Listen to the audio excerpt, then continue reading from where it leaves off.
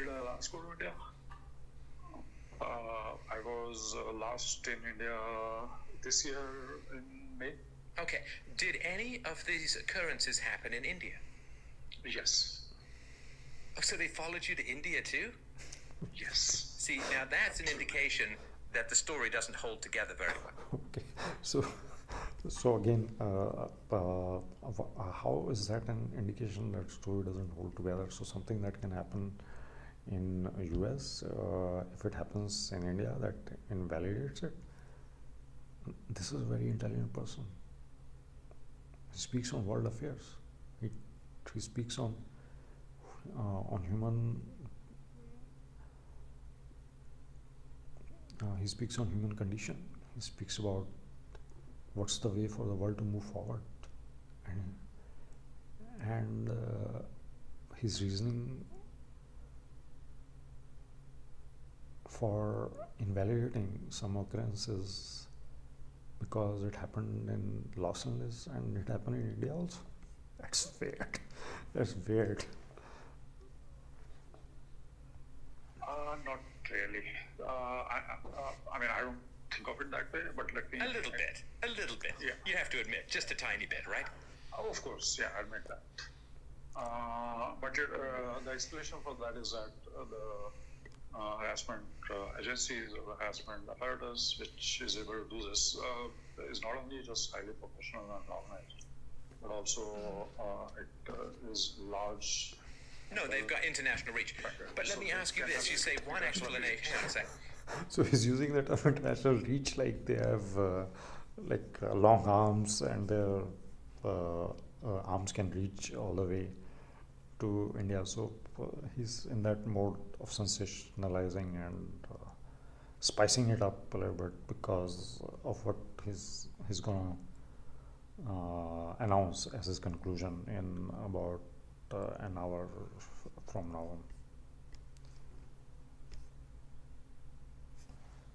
So you say one explanation as to why they're still bothering you in India is that they have international reach. Is there any other possible explanation as to why you had these experiences in India?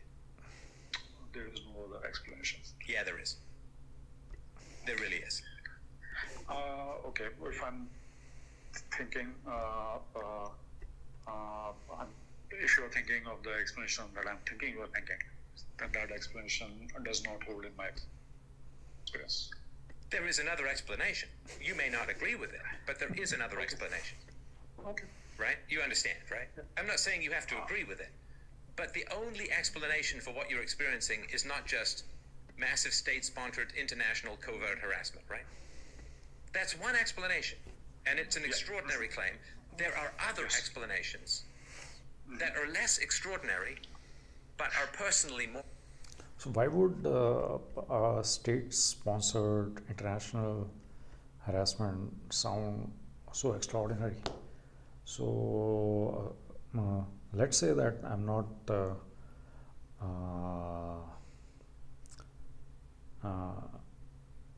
person who is embroiled in a child custody battle with my ex-wife, who has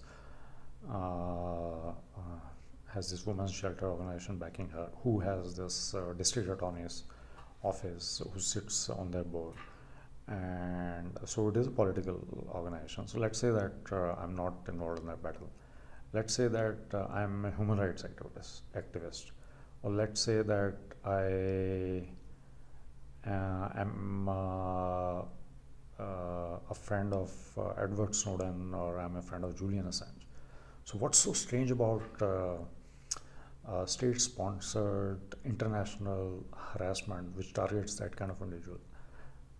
And would a philosopher who is so knowledgeable on world affairs, who talks about freedom of speech and who talks about every individual rights to have freedom and live a life of dignity like Stefan does, so won't he be aware of those kind of things? Won't he be aware that states do sponsor such harassment and fund it, and many times they execute that harassment covertly. So it might not have the characteristics which I am describing, but is it so weird for a person like Stefan to hear that such an harassment could exist? Are we talking about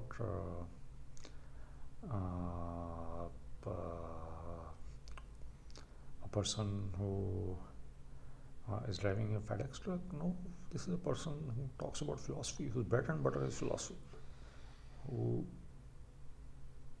is so passionate about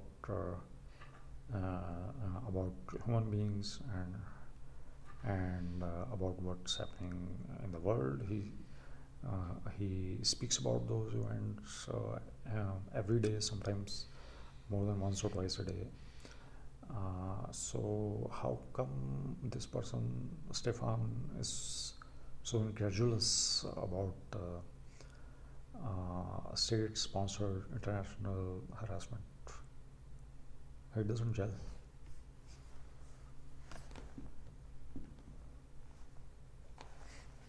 Hypotheses as to why this stuff is happening or you're experiencing this stuff. Right? You understand that the simplest explanation is usually the best, right? Or usually the true one. I'm sorry, if you can repeat that, please. So if you have two competing explanations for a particular phenomenon, then the simplest explanation is usually the correct one, right? Not necessarily. So take the I example. said usually. You have to listen. I didn't say always, right? So when I say usually and you say not necessarily, we're kind of saying the same thing. It's just that I know you're not listening. Well, I can't say yes to that because I haven't really thought about it in that way. So if I take a simple example like rain, I mean, the simplest explanation is that there's God. So basically, now he has upped the ante on this, and he is trying to force me or trying to make me grant him an admission that there might be something kooky going on around here, and I am aware. I am afraid, or I'm nervous that there might be something kooky going on around here, but I'm not willing to admit it because I have decided to claim that it is it's covert harassment. But so he's banking, or he's trying to figure out if he can find an opportunity of doubt. So he can find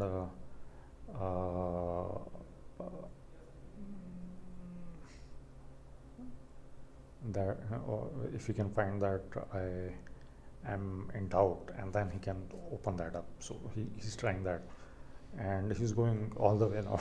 So, and why he's doing that? It's why would somebody do that? Why would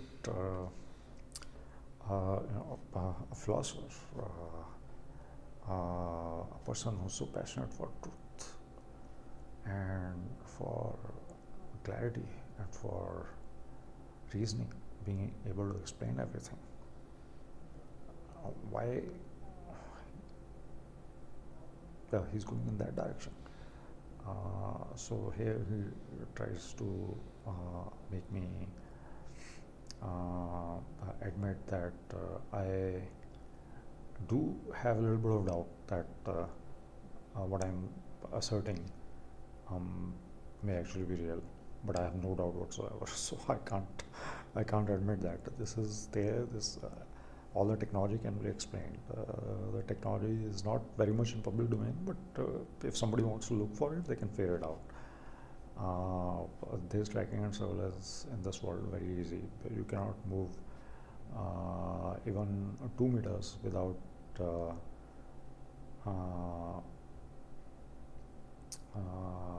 broadcasting to those people who are really interested in knowing that we are moving. So there's technologies there. There is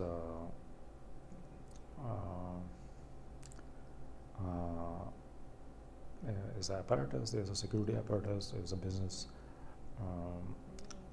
So he's trying to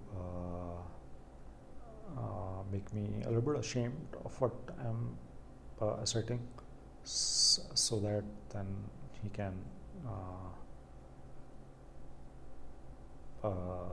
say that I actually had doubts, and so I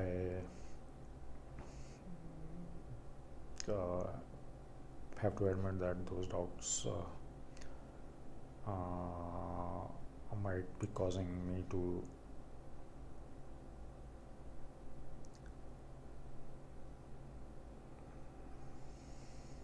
imagine those things. I think I said it wrong. I got distracted. Where's my heart rate?